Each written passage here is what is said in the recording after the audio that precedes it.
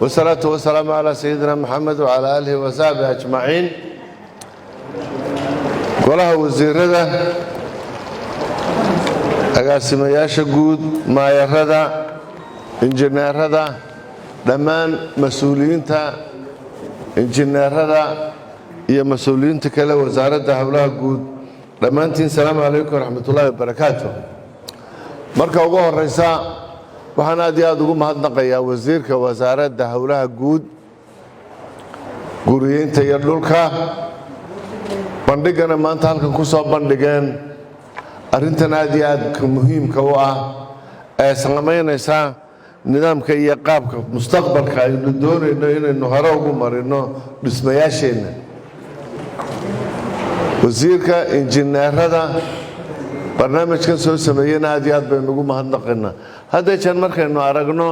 barnaamijyada noocan ah ee halkaa shirweynaha wadatashiga xeer nidaamyaha waxaa had iyo jeer kudhiga ag samaysnaan jiray oo caadaynoo ah u baahan inaynu ka korno calaamado hay-adaha internationalka ihi ay maxaanku idhaahdee ku samaysan yihiin. barnaamijkan waxaynu aad ugu faanaynaa markaa sida haddarta injineerkii daada yaraa oo barnaamijkan qaybta ugu weyngeliyey ay injineeradeennu inay soo sameeyaan waan idinku mahadnaqaynaa waanaan idinku faanaynaa aad iyo aadna waa ugu mahadsantihiin. barnaamijkani horta waa barnaamij muhiima caalamka iyo dadkuba way wada isticmaalaan. hadda dhulka qaarkood oo taariikhda qadiimka ah leh sida ingiriiska oo kale iyo waxa ay sameeyaan markaad gurigaaga dibidhis ku samaynayso guri laga yaabo in qarnigii 16aad 15aad la dhisay ayaa waxaa lagaa ogol yahay oo keli ah marka aad dib u dhisayso dib u dubinayso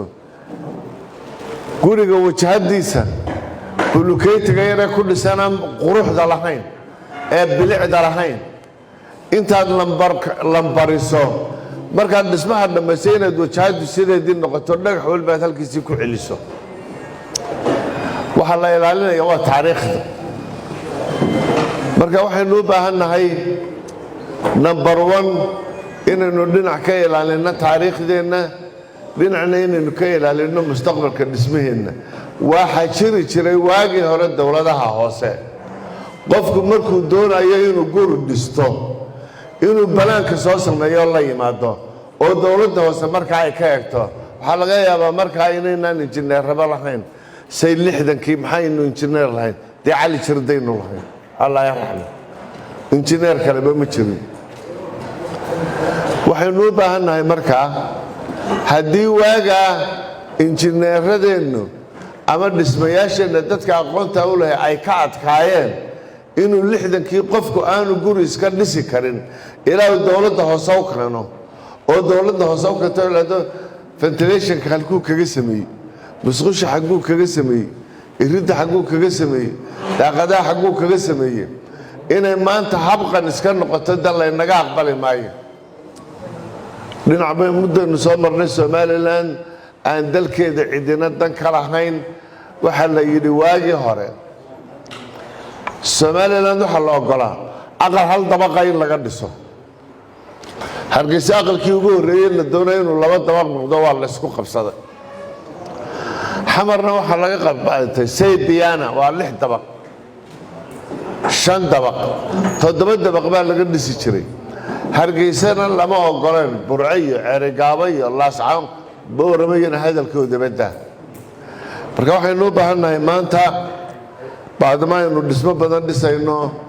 khasaaro badanina wuu soo dhacay. hadda berigii dhawaato waa kii wajaale ka dhacay dhismihii la dhisayo gebigiisoo macal dadkeena ku dumay. injineerka hadlaya waa kii inoo sheegi jiray meelaha ay doona ay khasaaruhu ka dhaceen. haddaad hadda jeer u fiirsato dowladaha hoose iyo biliiska digniinahan ay bixiyaan wasaaradda daakhiliga xilliyada roobku da'ayo ama dabeeluhu ay yimaadaan wasiir cabdilaahina muqadimadiisii bay ku jirtay hore filimka yarlayna tusaayey daaraha jiingadaha ay kala degaan ee dadka ku cawaraan oo dhan xilliga roobku da'ayo giddigood waa dhismayaasha cusub. su-aal baa la isweydiinaya oo daarihii 60kii jiingadba kama degtay oo 60kii jiingada roob intay dabayshu kalama qaadee daarihii imika la dhisay wiigii hore bishii hore sanadkii hore maxay gidigoo dadka u leynayaan marka arrintan waxaynu u baahannahay dowladaha hoose waxa la idinku yeedhay may suuro gelaynin in gidigeed loo wada yeedho laakiin 6dii degmo ee horaa loo yeedhay barnaamijkani markaa waxna waxa weeye waa hindisihii iyo hal-abuurkii waxaada iskale wasaaradda howlahan inoogu qaabilsan ee guriyeynta dhulka iyo howlaha guud ee dhismaha u qaabilsan baa inoo soo samaysay implementationka fulintana waxaa leh dowladaha hoose waxayna la kaashanayaan wasaaradda howlaha guud marka waxaynu u baahannahay arrintan inaynu ku mintidno oo maxaanku dhahdaye adduunyadu xagga dhaqaalaha waxay kaga tartamaysaa in maxaanku dhahdaye qolo walba iyada loo yimaado waayo dhaqaale waxa weeye waxaad haysato kale maahee adduunyadu dhaqaalahan isku haysataa waxa weeye nin jeebkiisa lacagtiisa ku jirta ayaa dal waliba uu doonayaa inuu maxaanku dhahdaye inuu qayb ku yeesho qaybtaas waxaa ka mida dalxiiskaa ka mida maxaanku dhahdaye ganacsigaa ka mida waxaa ka mida maxaanku dhahdaye dad badan baa dad doonaya ganacsiga imika dalalka inala midkaa waxaa la doonayaa dekedahooda iyo eriboodhadooda waxa ka soo dega waa inaynu ku tartanaa dalalka aan lahayn dekadaha Uganda iyo inay innaka halkeena ka soo degaan marka waxaynu u baahannahay barnaamijkan doodiisana inaynu adkayno lagana wada qayb qaato dabadeedna xeerkan aynu isku dubaridno xeerkan markaa inuu noqdo xeerarka ugu muhiimsan ee waxna ka taraya dhaqaalaha dalka waxna ka taraya bilicda wasiirada halkan fadhiya waxay u badan yihiin wasiiradii golihii loo xil saaray bilicda magaalooyinka Somaliland waxaan rajaynaynaa inaynu arrintan aad u weelayno inuu arrintan meel dhigno waxaynu u baahannahay injineeradeennu way soo bandhigeen wayna ismuujiyeen marka waxaan u baahannahay intaa in ka badan inaad ku sii dadaashaan waxaan rajaynaynaa inaynu arrintan aad iyo aad u hirgelinno wasiirka iyo injineerada iyo guud ahaan agaasimaha guud agaasimo waaxeedyada wasaaradda howlaha guudna aad iyo aad baan idinku mahadnaqaynaa